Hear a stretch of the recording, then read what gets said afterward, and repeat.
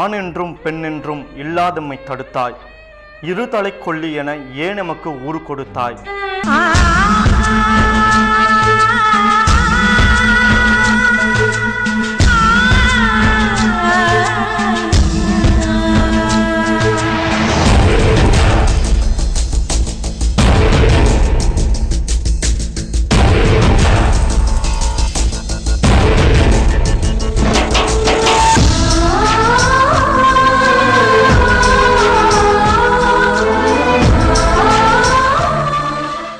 இன்று இந்த கேள்வியை நான் யாரை பார்த்து கேட்க என்று கேட்கிறாள் ஒரு திருநங்கை.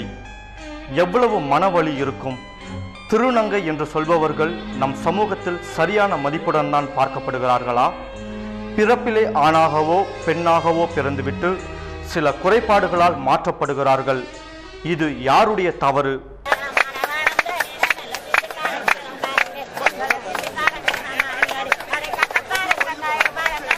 திருநங்கை மரியாதை பெயரிலாவது இருக்கிறதே என்று பெருமை மட்டும் பட்டுக்கொள்ளலாம்.